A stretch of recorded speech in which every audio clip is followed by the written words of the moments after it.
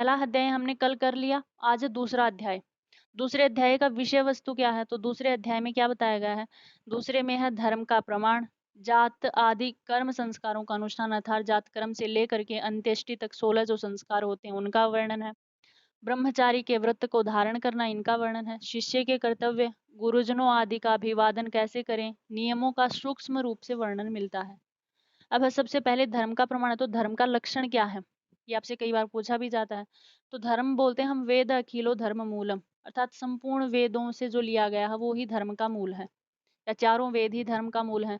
यह आगे कहा स्मृतिशीले च तद्विदाम, अर्थात तद्विदाम मतलब स्मृति ग्रंथ जो हैं, ब्राह्मण आदि जो ग्रंथ हैं जिसे हम हर प्रकार के ज्ञान विज्ञान का बोध करते हैं उनको धर्म कहा जाता है। आचारश्चैव या आचार व्यवहार को हम उनसे ज्ञान प्राप्त करते हैं उनको धर्म कहा गया है। साधुनाम आत्म संतुष्टि रेवच, वो सत्पुरुषों के द्वारा जो आचार वाक्य कहे गए हैं उनसे अपनी आत्म संतुष्टि करना ही धर्म का लक्षण है। ये एक नॉर्मल सा धर्म का लक्षण है, आप याद रख लेना। लेकिन ये कई बार कहीं कहीं जगह आपको वाक्य लिखा मिल जाएगा, वेद अखिलो धर्म मूलम, ये प्रसिद्ध सा वाक्य है, इसको याद रखना। स्मृति से लिया गया है, मनुस्मृति से। अब ये है इंपॉर्टेंट, धर्म के पूछेंगे आपसे धर्म के कितने लक्षण हैं, तो धर्म के 4 प्रकार होते हैं, ठीक है। अब कौन से होते हैं? तो कहा वेद है स्मृति ही सदाचार है स्वस्य च प्रेमात्मन है तच्च चतुर्विधम प्राहुः साक्षात धर्मस्य लक्षणम, अर्थात साक्षात धर्म के 4 लक्षण बताए गए हैं। कौन से हैं? तो उनके बारे में बता रहे हैं कि धर्म के लक्षण कौन से हैं। तो धर्म के 4 लक्षण बताए गए हैं। पहला है वेद, दूसरा है स्मृति, तीसरा है सदाचार और चौथा है स्वस्य च प्रियमात्मनः, अर्थात वेद, स्मृति, सदाचार और प्रियमात्मनः जो हमें प्रिय लगने वाले हैं, ये धर्म के चतुर्विधम प्राहु, 4 विध मतलब प्रकार प्राहु कहे जाते हैं। साक्षात धर्म से लक्षणम, साक्षात धर्म का लक्षण के अंतर्गत। जहां पर विध लग जाता है ना उसका अर्थ प्रकार हो जाता है, मतलब विध जहां भी लग गया, चतुर्विध, त्रिविध, द्विविध, एक विध, तो विध जहां भी लग जाता है वहां आप प्रकार उठाएंगे कि एक प्रकार का, दो प्रकार का, 4 प्रकार का। तो इसीलिए यहाँ पर कहा है तच्च चतुर्विधम प्राहु कि 4 प्रकार के धर्म के लक्षण कहे गए हैं, साक्षात धर्म से लक्षण। तो आपको चारों याद रखने हैं, वेद है स्मृति सदाचार है। या तो आपसे ऐसे पूछ लेगा कि वेद है स्मृति और सदाचार है, ये तो धर्म के लक्षण है, एक और उठा के दे देगा कोई गलत, पूछेगा इनमें से कौन सा नहीं है, ठीक है। या फिर 3 गलत दे देगा, एक आपसे पूछेगा कि इनमें से एक बताओ कौन सा धर्म का लक्षण है। तो आप चारों याद करोगे तभी आपको पता चलेगा कि कौन सा है और कौन सा नहीं है, इसलिए आप इस श्लोक को याद कर लेना। आगे है धर्म के 5 स्वरूप बताए गए हैं मनुस्मृति में। एक स्वरूप है वर्ण धर्म, मतलब वर्ण इत्यादि के बारे में वर्णन मिलता है। दूसरी है आश्रम व्यवस्था, तीसरी है वर्ण और आश्रम व्यवस्था बांटा गया है, और एक है नैमित्तिक धर्म मतलब जो हम किसी कारणवश धर्म करते हैं, और पांचवा है गुण धर्म। ये धर्म के 5 स्वरूप हैं, ठीक है। ये थोड़े थोड़े ऐसे ही बाद में लिखे हुए हैं, कुछ इंपॉर्टेंट से लगे आपको भी इंपॉर्टेंट लगे तो याद कर लेना कि मेधा तिथि के अनुसार मनु टीकाकार, ये तो छोड़ो, मनुस्मृति में स्त्री की जो तुलना की गई है वो श्री से की गई है, श्री अर्थात लक्ष्मी से की गई है। श्राद्धम कतिविधम, श्राद्ध कितने प्रकार के होते हैं? तो मनुस्मृति में श्राद्ध 12 प्रकार के बताए गए हैं। पाक यज्ञ 4 प्रकार के बताए गए हैं। नारियों के अंदर जो दोष पाए जाते हैं वो 16 प्रकार के दोष होते हैं। और क्षत्रिय का जो धर्म विवाह होता है वो गांधर्व विवाह करना चाहिए, क्षत्रिय को हमेशा गांधर्व विवाह। और वैश्य का जो विवाह होता है वो आसुर विवाह के अंतर्गत आता है, ठीक है। ऐसा मनुस्मृति के अंतर्गत मिलता है। और ये कुछ और है इंपॉर्टेंट कि आश्रमों की जो योनि होती है, मतलब आश्रमों का योनि का अर्थ होता है मूल कारण। तो 4 आश्रम होते हैं, ब्रह्मचार्य आश्रम, गृहस्थ आश्रम होता है, वानप्रस्थ और संन्यास। तो अगर इन चारों आश्रमों में सबसे सर्वश्रेष्ठ या सभी आश्रमों का जो कारण माना जाता है वो है गृहस्थ आश्रम। कालिदास जी ने भी ऐसा ही कहा है कि चारों आश्रमों में सबसे सर्वश्रेष्ठ जो आश्रम होता है ना वो गृहस्थ आश्रम ही होता है। धर्म जिज्ञासा समानानाम प्रमाणानाम परम श्रुति, ये मनु की उक्ति है। ब्रह्मचारी 2 प्रकार के होते हैं। त्रिवर्ग के अंतर्गत, ये आपसे मैंने कल भी बताया था कि प्रश्न आया था 2019 में कि राजा को हमेशा त्रिवर्ग का अच्छी प्रकार से पालन करना चाहिए। तो उसमें 2019 में ऐसा पूछा गया था प्रश्न में कि यहाँ पर त्रिवर्ग जो लिया गया है उसमें कौन 3 आते हैं? तो राजा को हमेशा धर्म, अर्थ और काम, इन तीनों का अच्छी प्रकार से, सम्यक प्रकार से इनका हमेशा पूजन करना चाहिए, इनका ध्यान भी रखना चाहिए। तो त्रिवर्ग मतलब राजा के पास हमेशा धर्म भी हो, अर्थ भी हो, काम भी हो, तो त्रिवर्ग के अंतर्गत यही आते हैं। प्रथम मनु कौन हुए हैं? तो स्वयं भू नाम से प्रथम मनु हुए हैं। व्रात्य संध्या मैंने कल परसों भी जब मैं पढ़ा रही थी तो मैंने बताया था व्रात्य संध्या किनकी होती है, अर्थात निर्धारित समय पर जिनका ये जो पवित्र धारण नहीं हुआ है उनको व्रातित मान लिया जाता है, गायत्री से पतित मान लिया जाता है। ठीक है, ये सब आप याद रख लेना। आगे है देखो 16 संस्कारों का वर्णन। संस्कार सबकी मत में अलग अलग संस्कार है, मतलब कोई कितने संस्कार मानता, कोई कितने, तो लेकिन हमारे मनुस्मृति लगी हुई है ना, तो हमें मनु के अनुसार पढ़ने की, मनु कितने संस्कारों का वर्णन करता।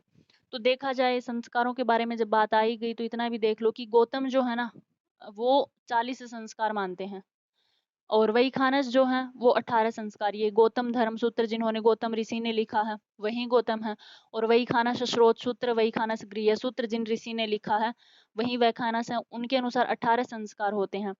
अंगीरा 25 संस्कार मानते हैं, और व्यास 16 संस्कार मानते हैं, और मनु भी 16 ही संस्कार मानते हैं। तो हमें तो मनु के अनुसार ही पढ़ने।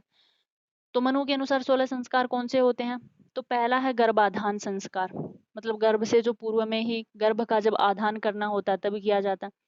दूसरा है पुंसवन संस्कार, और तीसरा है सीमंतोन्नयन संस्कार।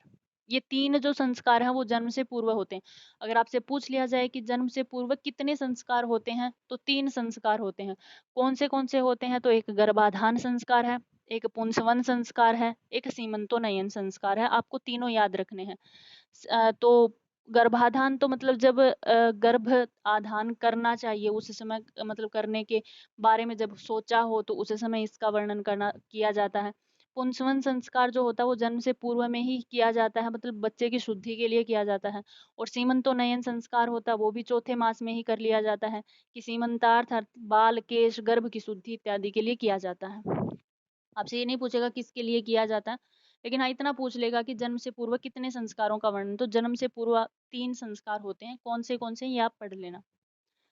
अब अगर बचपन के संस्कार, मतलब जब बच्चा लगा लो 4 साल से या 3 साल से 12-13 साल का, 14 साल का हो जाता है, वहां तक के संस्कार हैं, या इतने तक के ही संस्कार हैं। अगर छोटे से बचपन, बिल्कुल छोटे से बचपन में किए जाते हैं, दूसरे तीसरे साल तक के जो संस्कार हैं, तो एक तो जातकर्म संस्कार होता है, मतलब जब बच्चे का जन्म होता है तब किया जाता है।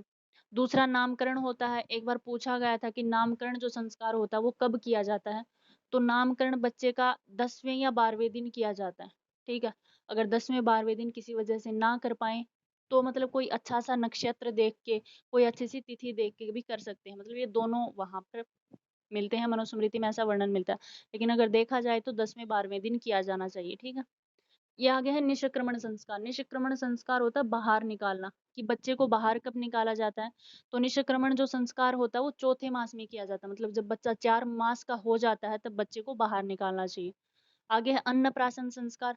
तो अन्नप्राशन जो संस्कार होता है वो छठे मास में किया जाता है, मतलब 6 महीने तक बच्चे को अन्न ग्रहण नहीं करवाना चाहिए। बच्चा जब सबसे पहले अन्न खाए तब बच्चा उस समय 6 महीने का हो चुका होना चाहिए। ठीक है, आगे चूड़ाक्रम, मतलब गर्भ दोष इत्यादि का निराकरण करना।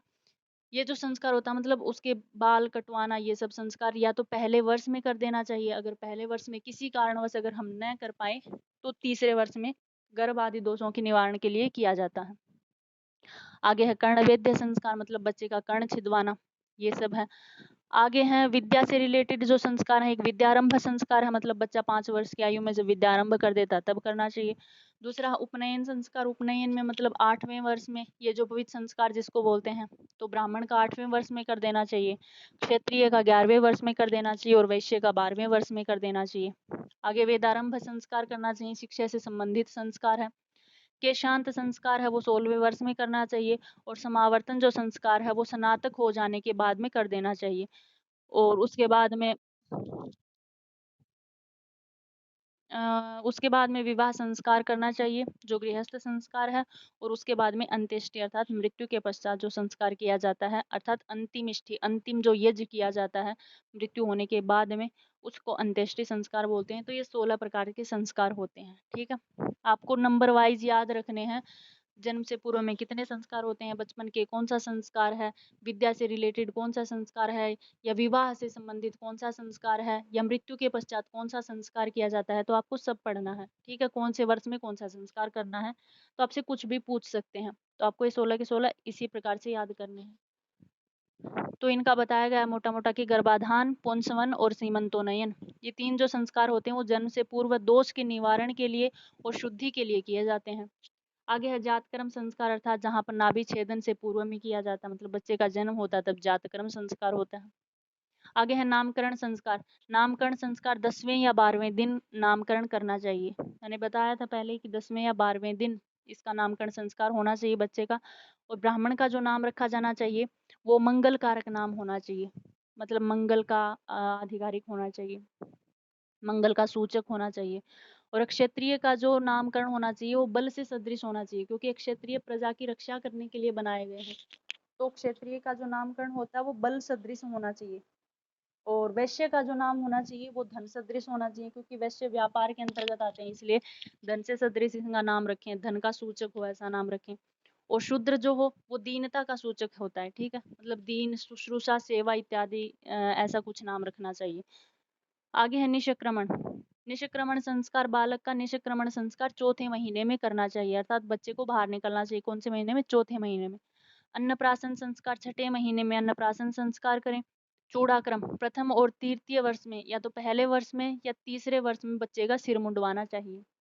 आगे है कर्ण वेद्य संस्कार। यह है 7वें और 8वें मास में कान छिदवा देना चाहिए बच्चे का, मतलब कान में जो छेद करते हैं तो 7वें या 8वें मास में होना चाहिए। आगे है विद्यारंभ संस्कार, 5वें वर्ष में करवाया जाए। आगे उपनयन संस्कार। उपनयन संस्कार बोल रहे हैं ब्राह्मण, क्षत्रिय और वैश्य 3 का ही होता है। पहली बात तो इनका नहीं होता, शूद्रों का उपनयन संस्कार नहीं करना चाहिए। तो ब्राह्मण का 8वें वर्ष में हो, क्षत्रिय का 11वें वर्ष में हो और वैश्य का 12वें वर्ष में हो। और जब ब्राह्मण का उपनयन संस्कार करें तो ऋतु वसंत होनी चाहिए, और जब क्षत्रिय का करें तो ग्रीष्म ऋतु में करें, और वैश्य का शरद ऋतु में करें। आपको याद रखना है ये सब कुछ। ब्राह्मण का अगर मतलब जल्दी से विद्या ग्रहण करना चाहता हो, या क्षत्रिय बालक है वो जल्दी से बलशाली बनना चाहता हो, या वैश्य है वो जल्दी से व्यापार जल्दी करना चाहता हो, तो उनका ऐसा भी कर सकते हैं। ये जो पवित्र संस्कार मतलब ब्राह्मण का 5 वर्ष के बाद भी कर दें, क्षत्रिय का 6 वर्ष का बच्चा हो तब कर दें, और वैश्य का 8 वर्ष का हो तब भी कर सकते हैं।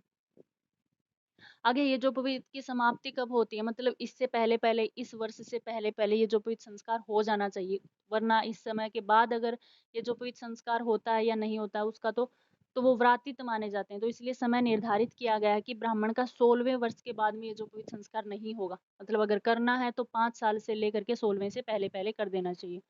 क्षत्रिय का 22वें वर्ष से पहले कर देना चाहिए, और वैश्य का 24वें वर्ष के बाद ये जो पवित्र संस्कार नहीं होता है, ठीक है। अब दुपट्टे के रूप में क्या ओढ़ते हैं? दुपट्टा मतलब कि जब ब्रह्मचारी होते हैं शुरू शुरू में तो 25 वर्ष में तो ब्रह्मचारी आश्रम निभाते हैं, तो वहां पर दुपट्टे के अर्थ में ओढ़ते हैं। तो ब्राह्मण को कृष्णसार मृग का दुपट्टा होना चाहिए, मतलब कृष्णसार जो मृग होता है उसकी छाल से बना हुआ होना चाहिए। क्षत्रिय का रुरु मृग की छाल से बना होना चाहिए, और वैश्य का अज की छाल से बना हुआ दुपट्टा होना चाहिए। ये प्रश्न आपसे पूछ लेंगे, ठीक है, पूछा भी गया है। दुपट्टे के रूप में नहीं पूछा गया, मेखला पूछ लेते हैं, कभी धोती पूछ लेते हैं, कभी वसंत ऋतु, ग्रीष्म ऋतु जो पीछे आए थे ये पूछ लेते हैं, कुछ भी पूछ लेंगे, ठीक है। धोती के रूप में, अर्थात जो धोती का जो कपड़ा धारण करते हैं तो वो कैसा होना चाहिए? तो ब्राह्मण का सन का वस्त्र बना होना चाहिए। सन होता है जो उसका वस्त्र ब्राह्मण धोती के रूप में स्वीकार करे। क्षत्रिय अलसी का वस्त्र पहने, और वैश्य भेड़ के बालों से बना हुआ वस्त्र पहने, ठीक है, ये आपको याद रखना है। अब है मेखला। मेखला होती तागड़ी, मतलब बच्चे को जब तागड़ी पहनाई जाती है तो ब्राह्मण को मूंज या दर्भ की तागड़ी पहनानी चाहिए, दर्भ की मेखला पहनानी चाहिए। और क्षत्रिय को अश्मंतक की मेखला पहनानी चाहिए। ये एक बार प्रश्न आया है कि क्षत्रिय की जो मेखला होती है वो किसकी बनी हुई होती है, तो क्षत्रिय की मेखला बनी होती है असमंतक की, इसको बलवज भी बोलते हैं। अ, श- तो वैश्य की जो तागड़ी बनी होती है अर्थात मेखला जो होती है वो बलवज की मेखला होती है, ठीक है। आगे है जनेऊ। जनेऊ कैसा होना चाहिए? तो ब्राह्मण का जो जनेऊ होता है, मतलब ये जो पवित्र जो होता है वो सूत का जनेऊ होता है। क्षत्रिय का सन का जनेऊ होता है, और वैश्य का भेड़ के बालों से बना हुआ या भेड़ की ऊन से बना हुआ जनेऊ होना चाहिए। आगे दंड धारण। दंड मतलब हमेशा ब्रह्मचारी रहते हैं तब तक भिक्षा वृत्ति इत्यादि मांगनी पड़ती है, भिक्षा मांगने जाना पड़ता है। और जंगलों में भी रहते हैं क्योंकि गुरुकुलीय जो स्थान होते हैं वो हमारे जंगलों में होते हैं, इसलिए एक डंडा रखते हैं हमेशा पास में। तो डंडा दंड धारण कैसे करें, तो ब्राह्मण जो दंड रखे वो बेल या ढाक का रखे, या पलास बोलते हैं जिसको, इसका दंडा दंड दंड रखे। और क्षत्रिय जो होता है वो बड़ का या खैर का, जिसको खादिर भी बोलते हैं, उसका दंड धारण करे। और वैश्य या तो पीपल का रखे या गोलर का। ठीक है, ये दंड धारण करें। आगे है दंड। ये एक बार प्रश्न आया है कि दंड कैसा होना चाहिए, तो ब्राह्मण का जो अर्थात ब्राह्मण जो दंड धारण करता है वो ब्राह्मण की शिखा पर्यंत होना चाहिए, मतलब चोटी के पर्यंत तक होना चाहिए, इतना लंबा दंड होना चाहिए। और क्षत्रिय का जो दंड होना चाहिए वो होता है ललाट पर्यंत। यही प्रश्न आया था कि क्षत्रिय का जो दंड होता है वो कितने का होता है, तो जो डंडा होता है वो ललाट पर्यंत होता है, मतलब माथे के पर्यंत तक रखना चाहिए। और वैश्य का जो दंड होता है वो नाक पर्यंत होना चाहिए। अब भिक्षा मांगने का जो क्रम होता है वो कैसा हो, तो भिक्षा अगर ब्राह्मण भिक्षा मांगने जा रहा है तो ब्राह्मण जाकर के भवती भिक्षाम देहि ऐसे शब्द का प्रयोग करे। भवती की आप भिक्षाम देहि मुझे भिक्षा दो, कि वो आपका अर्थात भवती का पहले प्रयोग करे। और क्षत्रिय जो होता है वो भवती का बीच में प्रयोग करे अर्थात भिक्षाम भवती देहि। और वैश्य है वो भवती का बाद में प्रयोग करे अर्थात भिक्षाम देहि भवती। तो ये आपको याद रखना है। आगे बताया है पूर्वाभिमुख भोजन करें तो आयु में वृद्धि होती है, मतलब अगर हम पूर्व दिशा की ओर बैठ करके भोजन करते हैं तो आयु में वृद्धि होती है। और दक्षिण में जब भोजन करते हैं तो यश की प्राप्ति होती है। और पश्चिम की तरफ मुख करके जब भोजन होता है तो धन का अभिलाषी जो व्यक्ति होता है वो हमेशा पश्चिम की ओर मुख करके करे। और उत्तराभिमुख भोजन करने वाला व्यक्ति हमेशा सत्य का अभिलाषी होता है। ठीक है, सत्य भाषण करने वाले को हमेशा उत्तराभिमुख होकर के भोजन करना चाहिए। अब हम कुछ तीर्थ मानते हैं, ब्रह्म तीर्थ होता है, कुछ प्रजापति तीर्थ। तो हमारे अंगूठे की जो जड़ होती है अर्थात अंगूठे का जो मूल होता है, यहाँ पर हमारे ब्रह्म तीर्थ होता है। और प्रजापति तीर्थ हमारे अंगुलियों के मूल में, मतलब अंगुलियां जहाँ से शुरू हो रही हैं नीचे से हाथ से, वहाँ अंगुलियों के मूल में प्रजापति तीर्थ को माना गया है। और देव तीर्थ जो होता है वो अंगुलियों के आगे आगे अर्थात नाखूनों के पास में अग्रभाग में देव तीर्थ होता है। और पितृतीर्थ जो होता है वो अंगूठे व तर्जनी के मध्य मध्य में होता है, मतलब अंगूठा और तर्जनी मतलब पहली जो अंगुली है, प्रधान अंगुली है, इनके बीच का जो स्थान होता है वो पितृतीर्थ माना जाता है। आगे है आचमन की प्रक्रिया कैसी होनी चाहिए, तो ब्राह्मण जो आचमन करे ना, वो जब आचमन हाथ में लेकर के पानी पिए तो वो पानी हृदय तक जाना चाहिए। ब्राह्मण की ऐसी आचमन प्रक्रिया होनी चाहिए, तभी ब्राह्मण शुद्ध माना जाएगा। और क्षत्रिय जो आचमन करे तो कंठ तक पानी पहुंचना चाहिए। और वैश्य जब आचमन करे तो केवल मात्र मुंह गीला करने से ही वैश्य को शुद्ध माना जाता है। और शूद्र को केवल मात्र होठ गीले करने से ही शूद्र मतलब कि शुद्ध हो जाता है। ठीक है, तो ऐसा ऐसा प्रकरण बताया गया है इसमें। अब है ये जो पवित्र धारण की प्रक्रिया। ये जो पवित्र धारण होता है मतलब कोई बाएं से दाएं में डाल लेता है, कोई दाएं से बाएं में, या कोई गले में ही केवल मात्र रखता है ये जो पवित्र। तो जब बाएं से दाएं तरफ के नीचे से रखते हैं, मतलब बाएं भुजा के ऊपर से और दाएं भुजा के नीचे से जब ये जो पवित्र होता है तो उसे उपवीति ये जो पवित्र बोलते हैं। या फिर बाएं बगल के नीचे से और दाएं के ऊपर से होता है उसे आवीति ये जो पवित्र बोलते हैं। और गले में मात्र पहनते हैं उसे निवीति ये जो पवित्र बोलते हैं। ठीक है, तीन प्रकार के जो पवित्र होते हैं, उपवीति, आवीति या निवीति। अब है वेदारंभ संस्कार। वेदों के अध्ययन व गायत्री मंत्र द्वारा किया जाता है, मतलब वेदों का जब भी हम अध्ययन करें तो सबसे पहले हमें गायत्री मंत्र का प्रयोग करना चाहिए। ये आया हुआ है नेट में कि एकाक्षरम परम ब्रह्म है। एकाक्षर उस परम को, ब्रह्म को ही, जो ओम के नाम से प्रसिद्ध है, उसको ही परम ब्रह्म माना जाता है। क्योंकि हम एक ही नाम लेते हैं ना, ओम ऐसा ही बोलते हैं। तो अर्थात एकाक्षरम अर्थात जो केवल मात्र ओम नाम के अक्षर से जाना जाता है वही परम ब्रह्म है। प्राणायाम परम तप है, और जो प्राणायाम जो हम करते हैं वो परम तप माना जाता है। सावित्र्यास्तु न परम नास्ति, मतलब सावित्री अर्थात गायत्री मंत्र से परम कोई दूसरा मंत्र नहीं है। और मौनात सत्यम विशिष्यते, मौन रहने से अच्छा तो हमें सत्य का पालन करना चाहिए। ठीक है, तो ये श्लोक इंपॉर्टेंट है, आपसे पूछा जाता है कि प्राणायाम से परम क्या माना जाता है, सावित्री से परम क्या कुछ भी नहीं है, इस प्रकार से पूछ लिया जाता है। ठीक है, अब इंद्रियों के बारे में तो मनुस्मृति इंद्रियां 11 प्रकार की बतलाई जाती है। सर हर जगह इंद्रियां 11 ही प्रकार की होती हैं, 5 ज्ञानेंद्रियां, 5 कर्मेंद्रियां और 1 मन को माना जाता है। तो इंद्रियां 11 प्रकार की होती हैं। आगे यज्ञ के प्रकार। मनुस्मृति के अनुसार यज्ञ के 4 प्रकार होते हैं। एक वैश्वदेव यज्ञ है, एक बलि कर्म देव यज है, एक नित्य अर्थात जिसको हम अग्निहोत्री यज बोलते हैं या देव यज बोलते हैं, और एक अतिथि यज जिसको हम नृयज के नाम से भी जानते हैं। ठीक है, ये मनुस्मृति के अनुसार 4 यज बोले जाते हैं। द्विज का जन्म, द्विज अर्थात ब्राह्मण का जो जन्म होता है वो 3 प्रकार से होता है। पहला तो उसकी माता से उसका जन्म होता है। दूसरा, जब वो 5 साल की उम्र में या फिर 8 साल की उम्र में जब उसका यज्ञोपवीत संस्कार होता है तब ब्राह्मण का दूसरा जन्म माना जाता है। और ज्योतिष्टोम आदि ये जो वो करवाने लग जाता है तब उसका तीसरा जन्म माना जाता है। ठीक है, तो ब्राह्मण के 3 जन्म ये मनुस्मृति मानती है। अब ये भी प्रश्न आया हुआ है कि आचार्य किसकी मूर्ति है, तो आचार्य ब्रह्मा की मूर्ति मानी जाती है। मतलब जैसा ब्रह्म है हमारे लिए, जैसा ओम है, परम तप है, वैसा ही हमारे लिए आचार्य होता है।